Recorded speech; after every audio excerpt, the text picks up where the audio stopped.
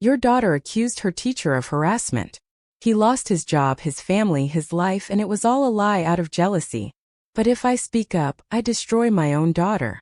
What I decided to do will change lives forever. I never imagined I would be in this situation. How do you decide between the truth and your own daughter? I'm 43 years old, a single mother for the past 5 years, and I thought I knew my Emma better than anyone in the world. The divorce was hard, especially for her.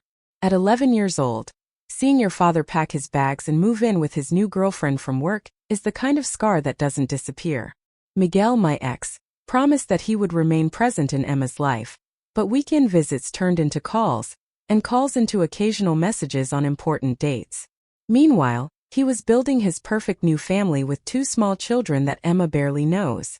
Since then, it's been her and me against the world. I worked twice as hard at my accounting job to be able to pay the mortgage and keep Emma in her private school.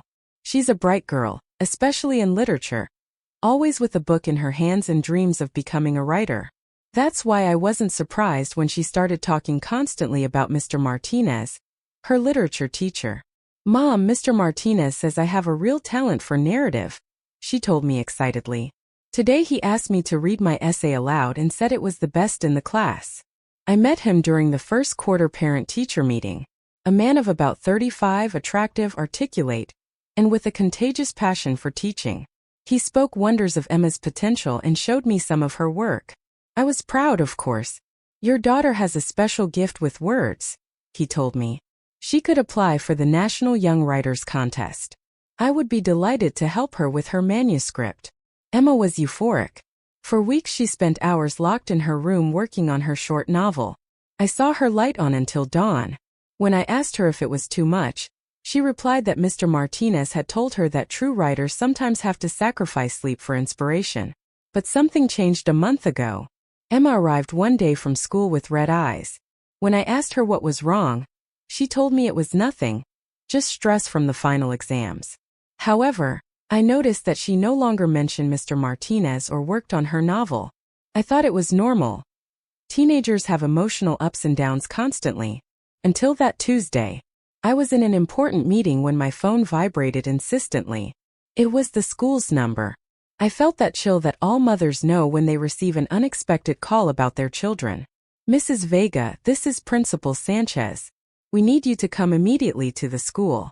A very serious matter has arisen concerning Emma.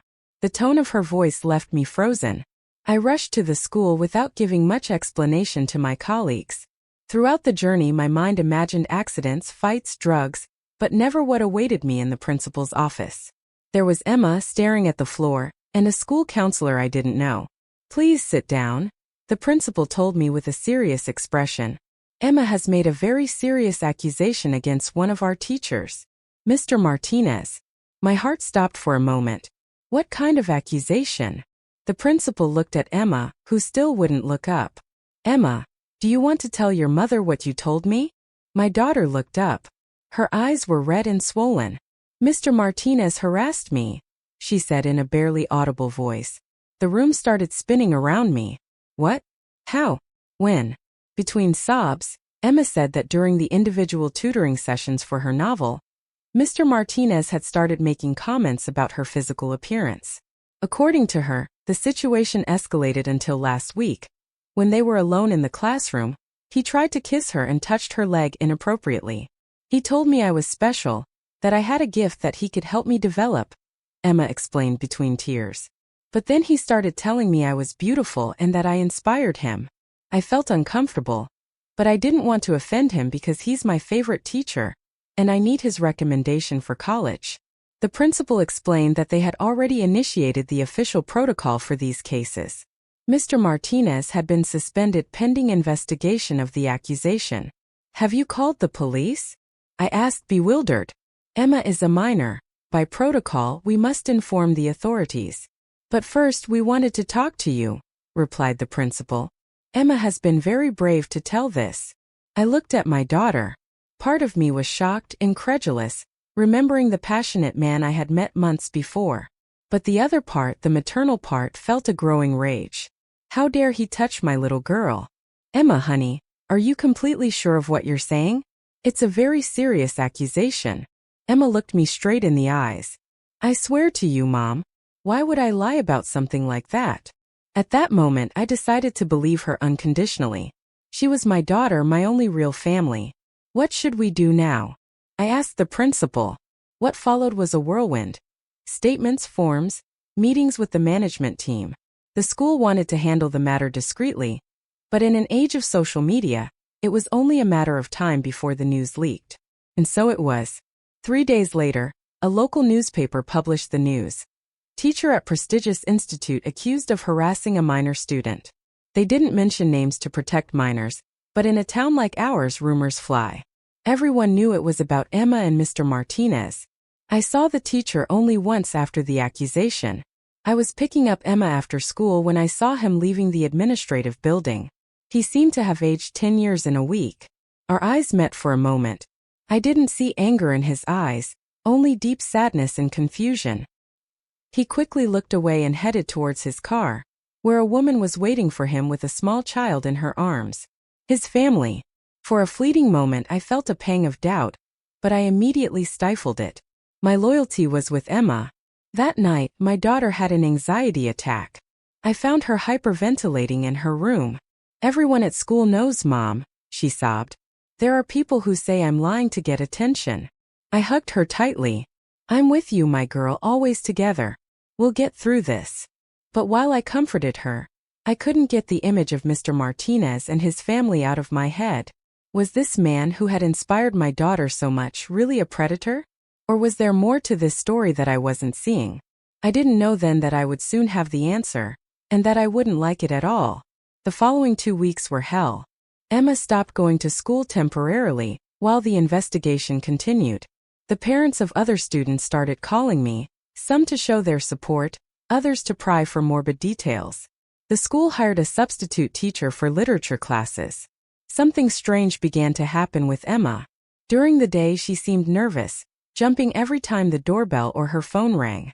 But sometimes at night I heard her whispering on the phone, and I swear I heard her laugh a couple of times. When I asked her who she was talking to so late, she told me it was her friend Lucia, who was the only one who really supported her in all this. One afternoon, while Emma was in her session with the psychologist I had hired to help her process the trauma, I received an unexpected call. Mrs. Vega, this is Patricia Herrera, history teacher at the school. I didn't know her personally. How can I help you? There was an awkward silence. Look, I know it's not my place to say this, but I think you should know that many on the faculty have serious doubts about the accusation against Martinez. Are you insinuating that my daughter is lying? I'm not insinuating anything, she replied cautiously. I'm just saying that Carlos Martinez has been an exemplary teacher for 10 years. He has helped dozens of students get into the best universities. He's an honest family man. Everyone who knows him is in shock. I was also in shock when my daughter told me what that exemplary man tried to do to her, I replied coldly. She sighed on the other end of the line. Did you know that Emma was competing for the Teresa Navarro Youth Literature Prize? Mr. Martinez was in charge of selecting the student who would represent the school. Of course I knew. Emma worked for months on her novel. And did you know that finally, Mr. Martinez selected another student, Daniela Quiroz, a week before the accusation arose? That surprised me. Emma had never mentioned that she hadn't been selected. I don't see what that has to do with. Just think about it, Mrs. Vega. Carlos has lost his job, his reputation is destroyed, and his wife has taken their 3-year-old son to her parents' house. All because of the word of a teenager who has just suffered a great professional disappointment. I hung up without saying goodbye. How dare she call me to defend that predator? However, a seed of doubt had been planted. Why hadn't Emma told me about the contest? That same afternoon, while picking up dirty clothes from Emma's room, I noticed something sticking out from under her mattress. I'm not the type of mother who searches her daughter's things, but something urged me to look. It was a black-covered notebook. Her diary. I debated morally for a few minutes. Did I have the right to read it? Normally I would respect her privacy, but the circumstances weren't normal. My hand trembled as I opened it. The first pages were what you'd expect from a teenage girl's diary. School frustrations, comments about classmates, some mention of boys she liked, and many entries about Mr. Martinez. Today Mr. M told me that my analysis of 100 Years of Solitude was brilliant. He looked at me in a special way. I think he sees something in me that no one else sees. Mr. M asked me to stay after class to talk about my novel. He told me I have a unique sensitivity to capture the essence of the characters. His eyes shone when he talked about my talent. The entries continued like this for weeks, becoming increasingly personal. I can't concentrate in class, I only think about him. How he gestures when he gets excited talking about Lorca. How that little wrinkle forms on his forehead when he reads something that moves him. He's so different from the boys my age. My heart raced. My daughter was in love with her teacher. I kept reading and the entries took a dark turn a few weeks back. Mr. M has chosen Daniela to represent the school in the contest. Daniela. He says her novel has greater narrative maturity. Maturity. Everyone knows her father is an editor. He must have helped her. Or maybe there's something more. I've seen how he looks at her in class, how he smiles at her. He's probably given her private lessons like me. It's not fair. I have more talent. I deserve it more. The next day's entry left me frozen. Lucia says I should take revenge. At first I thought she was crazy, but now I can't stop thinking about it. What if Mr. M did something inappropriate to me? What if he tried to make a move on me? No one would doubt it. He's an attractive man. Everyone would assume he's taking advantage of his position. I would only have to say it. Without proof, of course.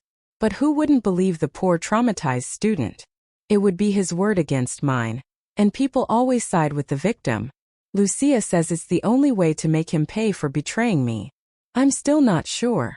And then the entry from the day before the accusation. It's decided. Tomorrow I'll talk to the principal. I already have the story prepared. Private tutoring, inappropriate comments, an attempt to kiss me when we were alone.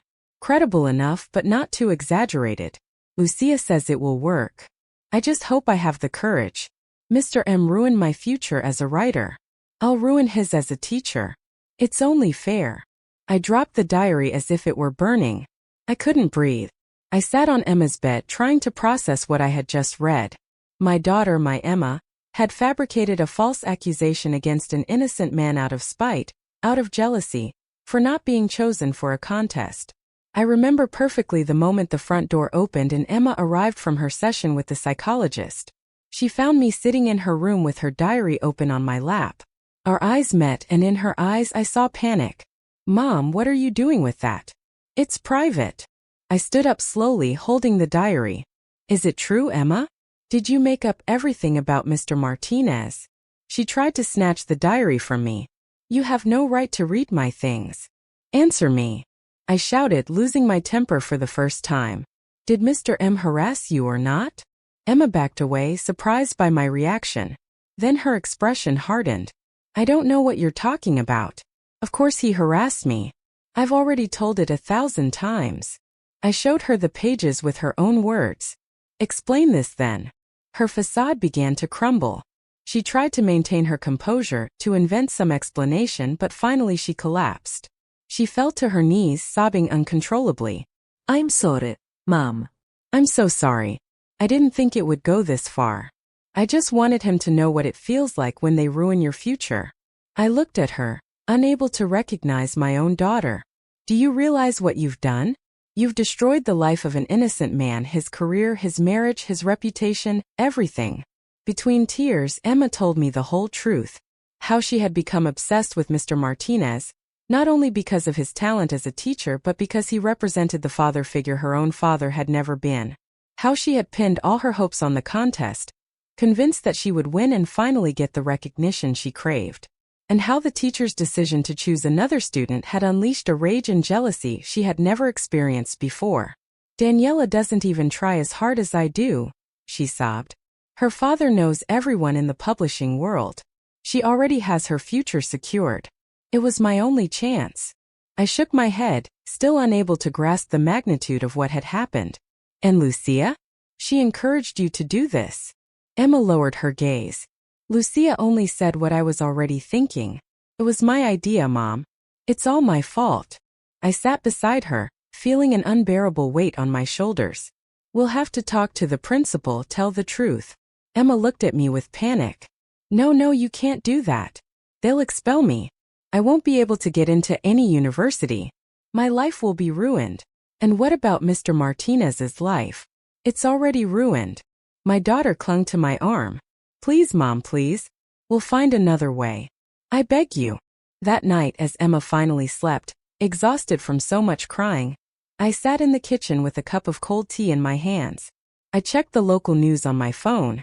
There was a new article about the case. Teacher accused of harassment in serious condition after suicide attempt. Mr. Martinez had overdosed on medication in a motel on the outskirts of town. They had found him in time, but he was hospitalized in serious condition. I dropped the phone. What had my daughter done? What had I done by blindly believing her? And most importantly, what should I do now? Reveal the truth and destroy my own daughter's future? Or keep silent and live with the guilt of having participated in the destruction of an innocent man? I had never felt so alone and lost as that night, trapped in a moral dilemma for which there seemed to be no right solution. I spent 3 days in a state of moral agony I had never experienced before. During the day, I acted normally in front of Emma. We went together to sessions with the psychologist, who, ironically, was treating her for a trauma that never existed. At night, when my daughter slept, I stayed awake, obsessively researching Mr. Martinez. Carlos Martinez, 35 years old, graduated with honors in Hispanic philology, master's degree in comparative literature. He had rejected a position at a prestigious university to teach at our institute because, according to an interview I found, the spark of literary vocation must be ignited at an early age. He had published 2 books of literary criticism and 1 of poetry. His wife, Anna, was a pediatrician at the local hospital. His son was 3 years old. A perfect life destroyed by a lie. On Wednesday morning, while Emma was in her room, I received a call from Javier, an old lawyer friend. After discovering the truth, I needed legal advice, and he was the only person I trusted enough. Have you considered all the options? He asked after I explained the situation without revealing names. I don't see many options, Javier. Either I destroy my daughter's future, or I allow an innocent man to suffer for something he didn't do. Legally speaking, the situation is complicated, he admitted. If your daughter confesses that she lied, they could accuse her of false accusation. Being a minor, the punishment would be less severe, but it would remain on her record. She would probably be expelled from school and have difficulty being admitted to another. And the teacher could sue you for damages. The reality of the consequences hit me with full force. And if we don't say anything? There was silence on the other end of the line. Then that man will be marked for life as a sexual predator. Even if they don't file criminal charges, his career as an educator is over. No one hires a teacher accused of harassing a student, even if he hasn't been convicted. It's his word against your daughter's, and in these cases, society tends to believe the alleged victim. After hanging up, I poured myself a glass of wine. It was 11 in the morning, but I needed it. What kind of mother would I be if I sacrificed my own daughter's future? But what kind of person would I be if I allowed an innocent man to bear a guilt that wasn't his? On Thursday, I made a decision. There would be a third way. It wouldn't be perfect, it wouldn't be completely fair, but it would be the best I could do in these impossible circumstances. First, I needed tangible evidence. I entered Emma's room while she was in the shower and took her phone. I knew her password, her birth date, too obvious. I quickly found the messages with Lucia that confirmed everything. The planning of the lie, the elaboration of the false accusation, even jokes about the teacher's reaction. I sent them to my email. Then I looked for information about Ana Martinez, the teacher's wife. She worked in pediatrics at Santa Clara Hospital. That same afternoon, I feigned a sore throat for Emma and made an appointment in the pediatric emergency room. We were lucky, if you can call it that. Dr. Martinez was the one who attended us.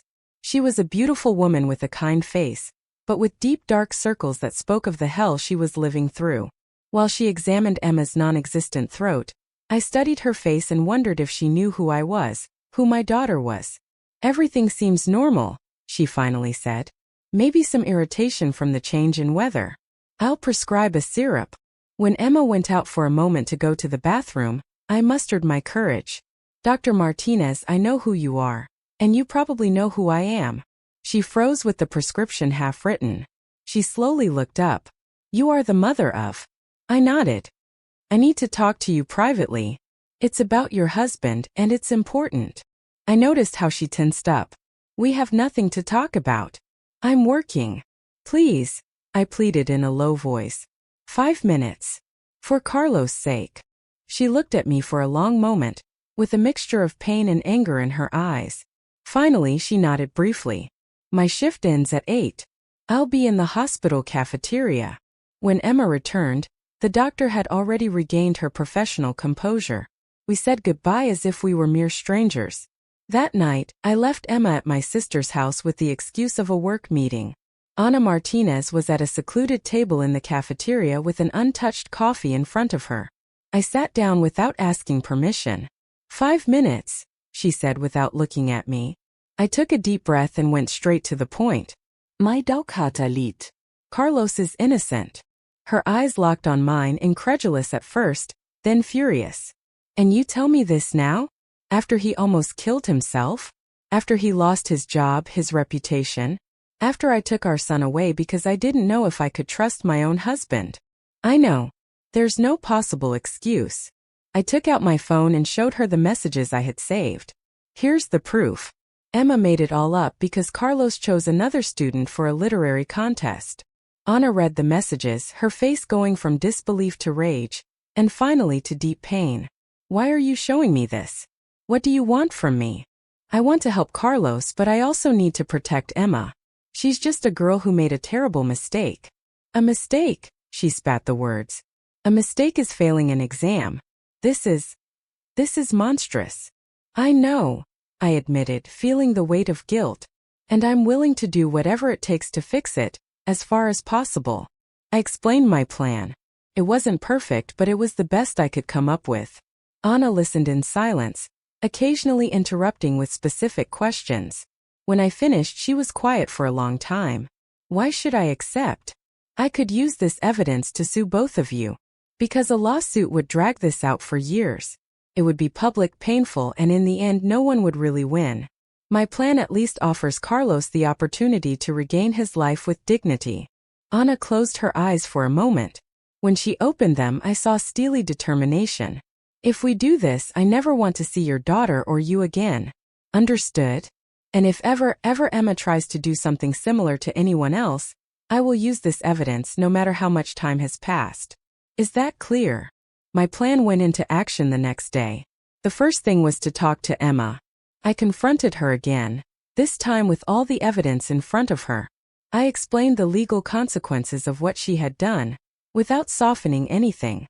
I saw the terror in her eyes when she understood the gravity of her situation.